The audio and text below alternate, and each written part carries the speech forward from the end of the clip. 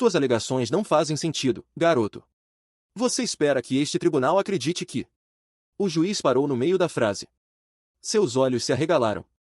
Pela primeira vez em 35 anos de carreira, ele ficou completamente sem palavras. O que aquele adolescente de apenas 15 anos acabou de fazer era considerado impossível. Ninguém esperava aquilo. Ninguém acreditava que poderia acontecer. Mas ali estava, projetada na parede do tribunal, a prova definitiva que mudaria tudo. E tudo estava prestes a mudar para sempre. Fala pessoal! Você acabou de ver um pedacinho do que vai acontecer nesse vídeo de hoje. E eu garanto, essa é uma das histórias mais insanas que você já vai assistir na sua vida. Mas antes de continuar, se você ainda não é inscrito no canal, se inscreve aí agora. É rapidinho, aperta aquele botão vermelho de inscrever. E ativa o sininho das notificações para não perder nenhum vídeo novo. E se você gostar desse conteúdo, deixa aquele like maroto que ajuda demais o canal a crescer e alcançar mais pessoas. Compartilha com os amigos também, porque essa história precisa ser conhecida por todo mundo. É uma história real, impactante que vai te emocionar do começo ao fim. E comenta aí embaixo o que você achou. A gente lê todos os comentários e adora interagir com vocês. Preparado? Então vamos descobrir como um garoto de 15 anos conseguiu o impossível e deixou um tribunal inteiro de boca aberta. Agora imagine a cena completa. Um tribunal lotado. Pessoas ocupando cada centímetro disponível das arquibancadas. Jornalistas com câmeras e notebooks.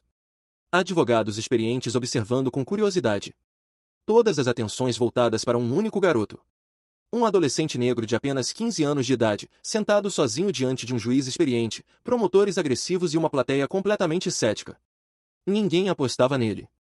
Absolutamente ninguém acreditava que ele teria a menor chance de sucesso. Mas o que aconteceu naquele dia mudaria tudo. Não apenas para ele, mas para centenas de outras pessoas que viriam depois.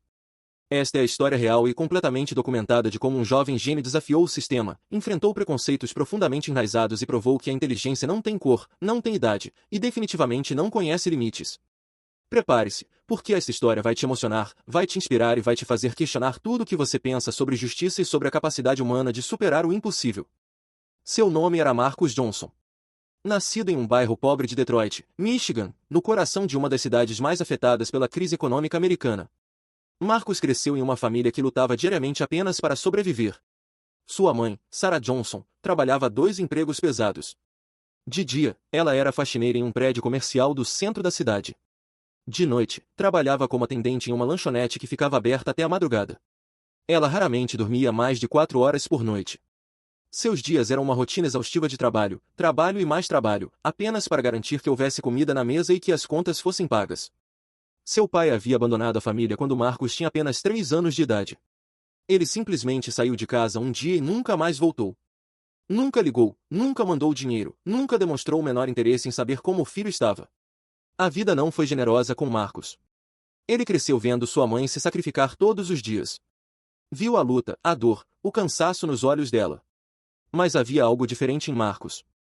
Algo extraordinário que ninguém poderia imaginar ao olhar para aquele garoto magro, de roupas surradas doadas por programas sociais e tênis velhos com furos nas laterais. Havia um brilho nos olhos dele. Uma curiosidade insaciável. Uma fome de conhecimento que era impossível de saciar. Aos 4 anos de idade, Marcus já sabia ler fluentemente. Não apenas palavras simples, mas frases complexas, textos completos. Sua mãe se lembrava perfeitamente do dia em que ele pegou o jornal da mesa e começou a ler as manchetes em voz alta, pronunciando cada palavra corretamente. Ela quase não acreditou no que estava vendo. Aos 6 anos, Marcus devorava enciclopédias na biblioteca pública como outras crianças devoravam gibis de super-heróis. Ele passava horas e horas imerso em volumes enormes sobre história, ciência, geografia, astronomia. A bibliotecária, Dona Marta, uma senhora de 60 anos que trabalhava ali há décadas, dizia que nunca tinha visto nada parecido. Ela via Marcus chegar todos os dias depois da escola, com sua mochila remendada, e ir direto para a sessão de referência. Aos 8 anos, Marcus estava estudando cálculo por conta própria. Ele pegava livros universitários de matemática e resolvia os problemas sozinho, sem a ajuda de ninguém. Quando não entendia algo, ele pesquisava, estudava, procurava outras fontes até compreender completamente. Seus professores ficavam absolutamente perplexos. Eles não sabiam como lidar com aquele menino. Como uma criança de um bairro tão carente, sem recursos financeiros, sem computador em casa, sem acesso à internet, conseguia ter um conhecimento tão vasto e profundo? A resposta era simples e ao mesmo tempo extraordinária. Marcos era um autodidata compulsivo. Um gênio natural com uma capacidade de aprendizado que desafiava todas as estatísticas. Cada minuto livre era dedicado ao aprendizado. Enquanto outras crianças brincavam na rua, Marcos estava com um livro aberto. Enquanto outros assistiam televisão, Marcos estudava. A biblioteca municipal se tornou sua segunda casa. Na verdade, ele passava mais tempo lá do que em sua própria casa. Os livros se tornaram seus melhores amigos, sua janela para um mundo maior. Mas ser um gênio negro em um bairro dominado pela pobreza e pela criminalidade não era nada fácil. Na verdade, era extremamente difícil e doloroso.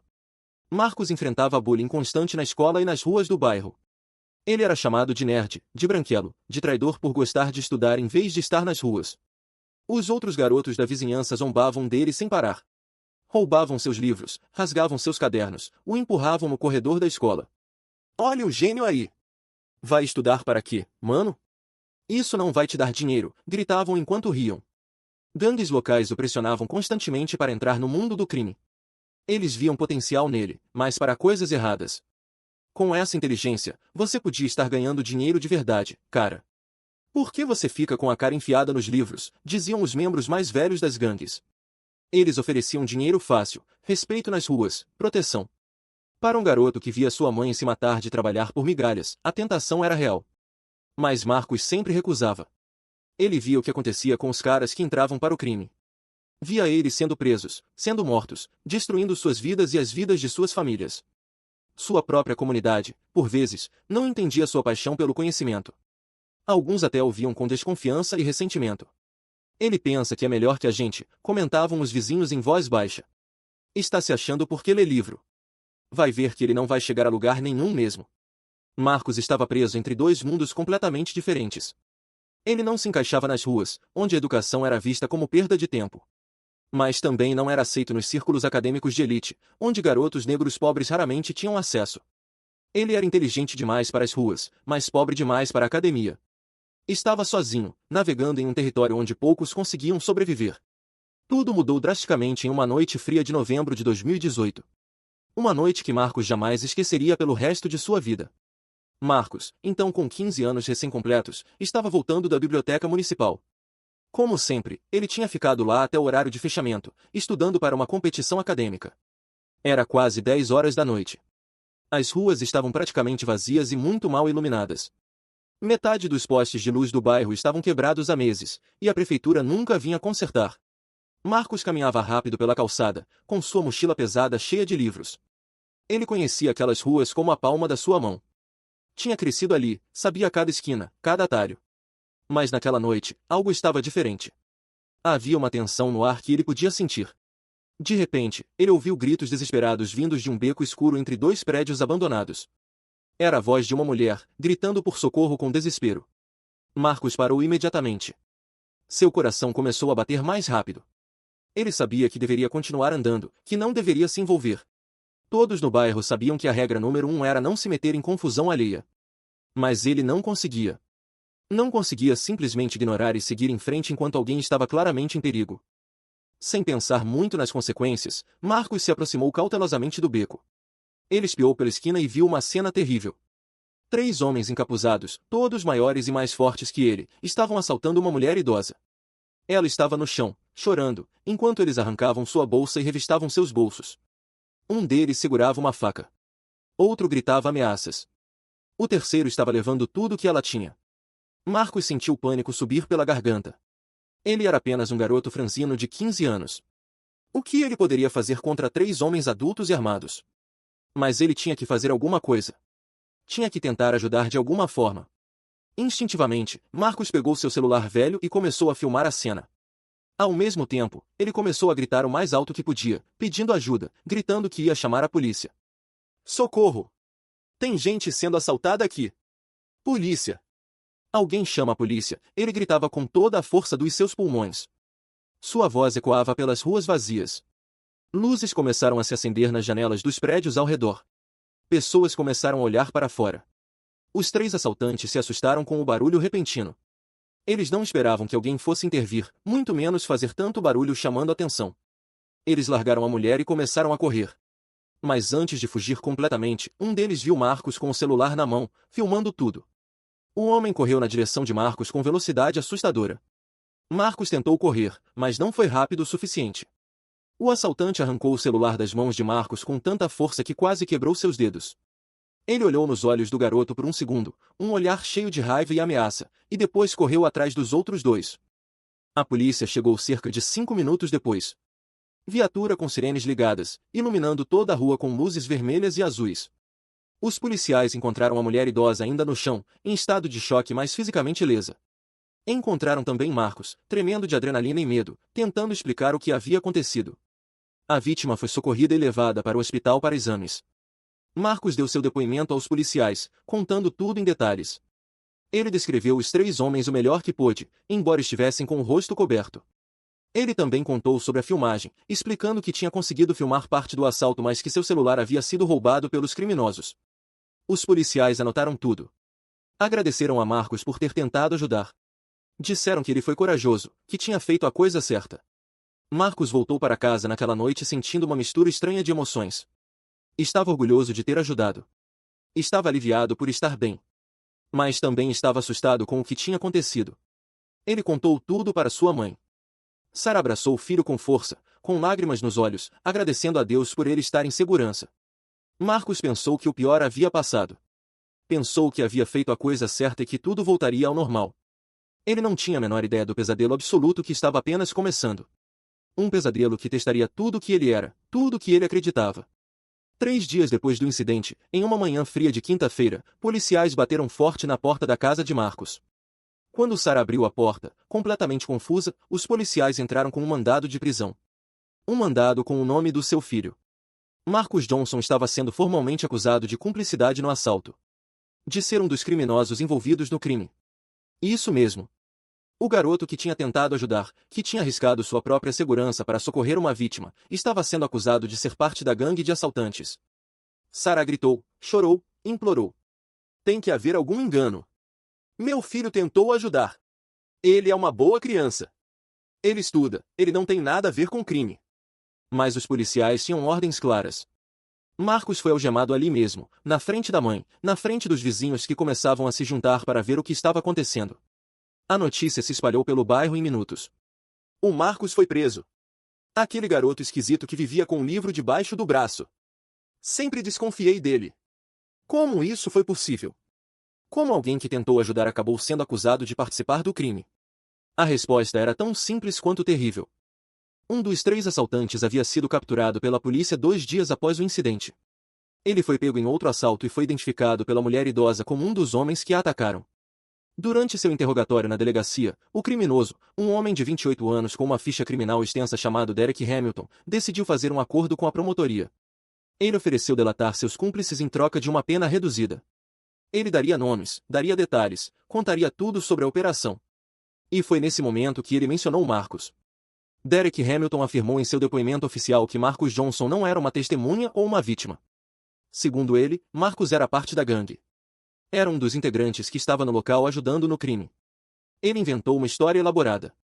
Disse que Marcos era o olheiro, aquele que ficava de fora vigiando a rua enquanto eles faziam o assalto. Que Marcos tinha alertado eles quando viu a mulher sozinha. Que estava tudo planejado. Era a palavra de um criminoso experiente, que sabia exatamente o que dizer e como manipular o sistema, contra a palavra de um adolescente negro de bairro pobre.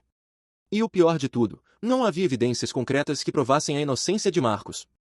O celular com a filmagem havia sido levado pelos criminosos. Provavelmente já tinha sido destruído ou vendido. Não havia outras testemunhas confiáveis que pudessem confirmar a versão de Marcos. Era a palavra dele contra a acusação formal. E no sistema de justiça americano, especialmente quando se trata de jovens negros de comunidades pobres, a presunção de inocência muitas vezes é apenas teoria. Marcos foi levado para a detenção juvenil. Ele passou 3 longas noites em uma cela fria e suja, cercado por outros jovens que realmente haviam cometido crimes. Foram as noites mais assustadoras da vida dele. Ele mal conseguia dormir. Ficava encolhido em um canto da cama dura, abraçando os joelhos, tentando não chorar. Ele ouvia os outros detentos conversando sobre crimes, sobre gangues, sobre violência. Alguns olhavam para ele com curiosidade. Você é novato aqui, né? O que você fez? Marcos não respondia. Ele ficava em silêncio, perdido em seus pensamentos, tentando entender como sua vida tinha virado de cabeça para baixo tão rápido. Enquanto isso, sua mãe Sarah fazia o impossível para conseguir dinheiro para a fiança. Ela pegou empréstimos com vizinhos, vendeu alguns dos poucos pertences de valor que tinha, implorou por ajuda. Finalmente, após 3 dias que pareceram 3 anos, ela conseguiu reunir o dinheiro. Marcos foi solto sob fiança, mas agora enfrentava um julgamento criminal. O defensor público designado para seu caso era um homem jovem chamado David Shen. Ele era bem intencionado, mas estava completamente sobrecarregado. David tinha mais de 60 casos ativos simultaneamente. Ele trabalhava para o Estado, ganhava um salário baixo e não tinha tempo nem recursos para se dedicar profundamente a cada caso. Quando ele finalmente se reuniu com Marcos e Sarah, uma semana depois da prisão, sua recomendação foi direta e brutal. Marcos, eu entendo que você diz que é inocente. Mas a realidade é que as evidências não estão a seu favor. O testemunho do Derek Hamilton é considerado confiável pela promotoria. Você não tem como provar sua versão dos fatos. Minha recomendação profissional é que você aceite um acordo. Um acordo? Marcos perguntou, sua voz tremendo. Que tipo de acordo? David Shen suspirou e abriu sua pasta de documentos. A promotoria está oferecendo o seguinte: você se declara culpado de um crime menor, cumplicidade passiva. Você cumpre 6 meses em liberdade assistida, faz serviço comunitário e tem uma ficha juvenil que pode ser limpa quando você completar 18 anos. É a melhor oferta que vamos conseguir. Sarah começou a chorar baixinho. 6 meses ainda era muito, mas era melhor do que anos em um centro de detenção juvenil. Mas Marcos balançou a cabeça com firmeza. Havia algo em seus olhos, uma determinação que o advogado nunca tinha visto em um adolescente antes. Não, Marcos disse com voz firme e clara. Eu não vou aceitar esse acordo. Eu não fiz nada de errado. Eu tentei ajudar uma pessoa que estava sendo assaltada. Eu não vou me declarar culpável de algo que não cometi. Isso vai arruinar minha vida. Vai arruinar minhas chances de conseguir bolsas de estudo, de entrar em uma boa universidade, de ter um futuro. David Shen tentou argumentar. Marcos, eu entendo o seu ponto. Mas você precisa entender a realidade do sistema. Jovens negros de bairros pobres raramente ganham casos como esse. As estatísticas não estão a seu favor. A promotora é agressiva e experiente. Se você for a julgamento e for condenado, você pode pegar de 2 a 5 anos em um centro de detenção juvenil. É um risco enorme. Eu não me importo com as estatísticas, Marcos respondeu. Eu me importo com a verdade. Eu me importo com a justiça. E se o sistema não funciona para pessoas como eu, então alguém precisa fazer alguma coisa sobre isso. Foi então que Marcos tomou a decisão que chocou absolutamente todos na sala. Eu vou me defender sozinho no tribunal, ele anunciou. Silêncio absoluto. David Shen piscou várias vezes, achando que tinha entendido errado. Desculpe, o quê? Eu disse que vou me defender sozinho. Eu vou ser meu próprio advogado no julgamento. É meu direito constitucional. Sarah cobriu o rosto com as mãos. Marcos, não.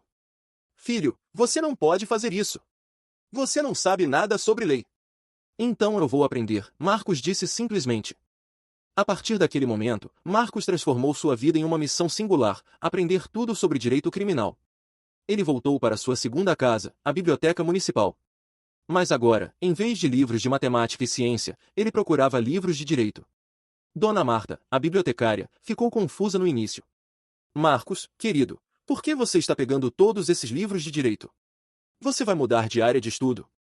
Quando Marcos explicou sua situação, Dona Marta ficou em choque. Ela conhecia aquele garoto desde que ele tinha 6 anos. Sabia que ele era especial, que era brilhante. E agora ele estava sendo acusado injustamente. Ela decidiu ajudar de todas as formas possíveis. Ela conseguiu acesso especial para Marcos a bancos de dados legais online. Ela solicitou livros de outras bibliotecas através do sistema de empréstimo interbibliotecário. Ela até ficava depois do expediente para garantir que Marcos pudesse estudar em paz. Marcos passou a dormir apenas 4 horas por noite. Ele estudava desde o momento em que acordava até altas horas da madrugada. Ele começou pelos fundamentos. Constituição dos Estados Unidos. Declaração de Direitos. Emendas constitucionais. Especialmente a 5ª emenda, que garantia o direito a não se auto-incriminar, e a 6ª emenda, que garantia o direito a um julgamento justo. Depois ele mergulhou em processo penal. Como funcionava um julgamento? Quais eram os procedimentos? Como apresentar evidências? Como interrogar testemunhas? Como fazer objeções? Como construir uma linha de argumentação? Ele estudou precedentes judiciais. Casos famosos de pessoas que se defenderam sozinhas e venceram. Ele analisou estratégias de defesa, táticas de promotoria, psicologia de júri. Marcos transformou seu pequeno quarto em um escritório de advocacia improvisado. As paredes ficaram completamente cobertas com anotações, diagramas, linhas do tempo, mapas mentais. Ele tinha papel e caneta sempre à mão. Fazia anotações constantes. Decorava artigos da Constituição palavra por palavra. Memorizava precedentes legais importantes. Ele conseguiu uma cópia completa do processo contra ele. Leu e releu cada página centenas de vezes. Analisou cada palavra do depoimento de Derek Hamilton, procurando inconsistências, contradições, pontos fracos. Ele estudou a promotora que ia enfrentá-lo. Melissa Crawford tinha uma taxa de condenação de 87%. Ela era conhecida por ser agressiva, por não dar trégua aos réus. Marcos assistiu a gravações de outros julgamentos dela, estudando seu estilo, suas táticas, seus padrões. Ele também estudou o juiz que presidiria seu caso. Harold Mitchell tinha a reputação de ser justo mas rigoroso. Ele não tolerava teatro no tribunal, mas respeitava argumentos bem fundamentados. Sarah observava seu filho se transformando diante de seus olhos. Ele estava amadurecendo prematuramente, carregando um peso que nenhum adolescente deveria carregar. Ela via o menino que gostava de jogar basquete no fim de semana desaparecer. Via o garoto que ria assistindo o filme sumir. No lugar, havia um jovem determinado, focado, quase obsessivo em sua preparação. Ela tinha medo. Medo de que seu filho estivesse assumindo um fardo grande demais. Medo de que ele pudesse se quebrar sob a pressão. Medo de que ele fosse condenado e levado para longe dela. Mas ela também tinha orgulho. Orgulho da coragem dele. Orgulho da inteligência dele. Orgulho de ter criado um filho que lutava pela verdade mesmo quando tudo estava contra ele. Durante os 3 meses de preparação, Marcos viveu isolado do mundo. Ele parou de sair, parou de ver amigos, dedicou cada segundo ao estudo. Na escola, ele se tornou um pária. Alguns colegas o evitavam, com medo de serem associados a alguém acusado de crime. Outros zombavam dele abertamente. Vai virar advogado agora, é? Vai se defender sozinho? Que piada, diziam nos corredores. Marcos ignorava. Ele tinha apenas um objetivo. Apenas um foco. Provar sua inocência. Uma semana antes do julgamento, ele teve uma conversa importante com sua mãe. Eles estavam sentados à mesa da cozinha, tarde da noite. Sarah tinha acabado de chegar do trabalho, exausta como sempre. Mãe, Marcos começou, sua voz séria. Eu preciso que você saiba uma coisa. Eu posso perder esse julgamento. As chances não estão a meu favor. E se eu perder, eu posso ser levado para um centro de detenção juvenil por anos. Sarah sentiu as lágrimas começarem a correr. Marcos, não. Deixa eu terminar, mãe. Por favor.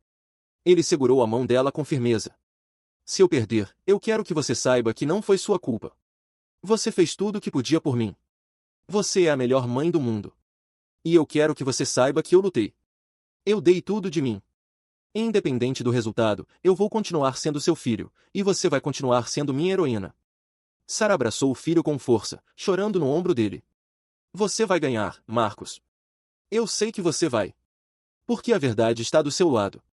E Deus não vai permitir que uma injustiça seja cometida. Marcos queria acreditar nisso. Com todas as forças. Mas ele tinha estudado o suficiente sobre o sistema de justiça para saber que a verdade nem sempre prevalece. Que pessoas inocentes são condenadas todos os dias. Que o sistema é imperfeito e muitas vezes cruel com pessoas como ele. Mas ele não podia desistir. Não agora. Não depois de ter chegado tão longe. Finalmente chegou o dia. 23 de fevereiro de 2019. Uma data que Marcos jamais esqueceria. Ele acordou às 5 da manhã, embora o julgamento só começasse às 9. Ele não tinha conseguido dormir direito. Tinha passado a noite toda revisando mentalmente seus argumentos, suas estratégias, suas respostas. Ele tomou um banho longo, tentando acalmar os nervos. Vestiu o terno que um programa de assistência social tinha conseguido emprestar para ele. O terno era grande demais para seu corpo franzino. As mangas cobriam metade de suas mãos. As calças precisavam de um cinto bem apertado para não cair. Mas era o melhor que ele tinha. E ele o usou com dignidade. Sarah preparou um café da manhã que Marcos mal conseguiu comer. Seu estômago estava embrulhado. Ela tentou conversar, tentar acalmá-lo, mas ambos sabiam que palavras não ajudariam muito naquele momento. Eles saíram de casa às 7h30. Pegaram 2 ônibus até o tribunal. A viagem normalmente levava 40 minutos, mas para Marcos pareceu durar uma eternidade e ao mesmo tempo passar em um piscar de olhos. Quando chegaram ao tribunal, Marcos ficou surpreso. Havia jornalistas na entrada. Câmeras de TV, repórteres com microfones. A história tinha vazado para a mídia local. Adolescente de 15 anos vai se defender sozinho em tribunal tinha virado manchete. Alguns jornalistas estavam lá por curiosidade mórbida. Outros por genuína compaixão pela situação. Muitos simplesmente por ceticismo, querendo ver aquele espetáculo inusitado. Marcos respirou fundo. Aquele era o momento. Não havia mais volta. Ele estava prestes a entrar naquele tribunal e lutar pela sua vida, pela sua liberdade, pelo seu futuro. Ele olhou para sua mãe. Sara segurou sua mão e disse baixinho: "Eu acredito em você, filho. Mostre a eles quem você realmente é." Marcos assentiu, endireitou os ombros dentro daquele terno grande demais, e caminhou em direção à entrada do tribunal. Era a hora de provar o impossível. Marcos entrou no tribunal com as pernas tremendo. A sala estava lotada. Cada assento ocupado. Pessoas em pé nos fundos. O burburinho cessou quando ele apareceu. Todos os olhos se voltaram para aquele garoto magro, de terno grande demais, carregando uma pasta velha cheia de anotações. Ele parecia tão pequeno, tão frágil diante daquele sistema enorme e impiedoso. Do outro lado, a promotora Melissa Crawford observava com um meio sorriso. Para ela, aquilo seria fácil. Rápido. Mais uma vitória em seu currículo. O juiz Harold Mitchell entrou. Todos se levantaram. O julgamento começou. A promotora fez sua apresentação inicial. Eloquente, confiante, devastadora. Ela pintou Marcos como parte de uma gangue, usando sua inteligência para o crime. Disse que ele era o cérebro da operação, o olheiro perfeito. Então foi a vez de Marcos. Ele se levantou, respirou fundo, e caminhou até o centro da sala. Meritíssimo, membros do júri, Marcos começou, sua voz firme apesar do medo. Eu não sou advogado. Eu sou apenas um estudante de 15 anos que ama aprender. E o que aprendi nesses últimos meses é que nosso sistema de justiça deve se basear em evidências, não em suposições. Ele passou as próximas 2 horas desmontando meticulosamente o caso da promotoria. Primeiro, ele expôs todas as inconsistências no depoimento de Derek Hamilton. Mostrou como as descrições não batiam, como os horários não faziam sentido, como o criminoso mudava detalhes cada vez que contava a história. Depois, ele trouxe registros da biblioteca provando que estava lá até minutos antes do crime. Dona Marta testemunhou, emocionada, confirmando cada detalhe. Marcos apresentou seus históricos escolares, suas competições acadêmicas, cartas de professores. Construiu um perfil de quem ele realmente era. Quando chegou a hora de interrogar Derek Hamilton, Marcos foi cirúrgico. Ele fez perguntas precisas que expuseram as mentiras. Derek começou a gaguejar, a se contradizer, a perder a compostura. Você disse que eu estava usando uma jaqueta vermelha aquela noite, correto? Marcos perguntou. Sim, vermelha, Derek respondeu. Marcos então apresentou registros de câmeras de segurança da biblioteca mostrando ele saindo com uma jaqueta azul marinho. A mesma que ainda estava em casa. E então chegou o momento que silenciou o tribunal. Marcos revelou algo que ninguém sabia. Nos últimos dias antes do julgamento, ele tinha usado a câmera velha da biblioteca para percorrer todo o trajeto que fez naquela noite. Ele tinha documentado cada ângulo, cada poste de luz, cada detalhe. Mas o mais impressionante, Marcos conseguiu acessar, através de processos legais que ele mesmo estudou e executou, as imagens de câmeras de segurança de lojas próximas ao local do crime. E em uma dessas câmeras, havia a prova definitiva. Um vídeo granulado mais claro o suficiente mostrando Marcos chegando ao beco exatamente quando ele disse. Mostrando ele pegando o celular e filmando. Mostrando os criminosos correndo em sua direção. Mostrando tudo. Quando aquele vídeo foi projetado na parede do tribunal, o silêncio foi absoluto. O juiz parou no meio de uma frase. Seus olhos se arregalaram. Pela primeira vez em 35 anos de carreira, ele ficou sem palavras. A promotora empalideceu. O júri olhava fascinado. Derek Hamilton abaixou a cabeça, derrotado. O júri deliberou por apenas 45 minutos. Quando voltaram, o porta-voz leu o veredicto com voz clara. Consideramos o réu Marcos Johnson inocente de todas as acusações. A sala explodiu. Aplausos. Choros. Sara correu para abraçar o filho, soluçando de alívio. Marcos simplesmente ficou parado por um momento, deixando a realidade afundar. Ele tinha conseguido. Contra todas as probabilidades, contra todas as estatísticas, ele tinha provado sua inocência. Mas a história não termina aí. Nos meses seguintes, Marcos se tornou um símbolo. Sua história se espalhou nacionalmente. Ele recebeu bolsas integrais de 5 universidades prestigiadas. Mais importante, ele fundou um programa para ajudar jovens de comunidades carentes que enfrentam acusações injustas. Ele ensina a outros adolescentes sobre seus direitos, sobre o sistema legal, sobre como se defender. Aos 23 anos, Marcus se formou em Direito em Harvard. Hoje, aos 28, ele é um dos advogados de defesa mais requisitados do país, especializado em defender jovens negros injustamente acusados. Ele já libertou dezenas de jovens inocentes. Ele mudou leis. Ele inspirou uma geração. E tudo começou naquela noite em que um garoto de 15 anos decidiu que não aceitaria a injustiça. Que estudaria, lutaria e provaria que a verdade importa. A história de Marcus Johnson nos ensina algo fundamental: não importa de onde você vem, não importa quantas pessoas duvidam de você, não importa quão impossível a situação pareça. Se você tem coragem, determinação e acredita na verdade, você pode mudar não apenas sua própria vida, mas a vida de centenas de outras pessoas. E é isso, pessoal.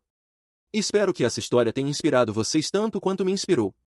Se gostou, deixa aquele like, se inscreve no canal e compartilha com os amigos. Nos vemos no próximo vídeo.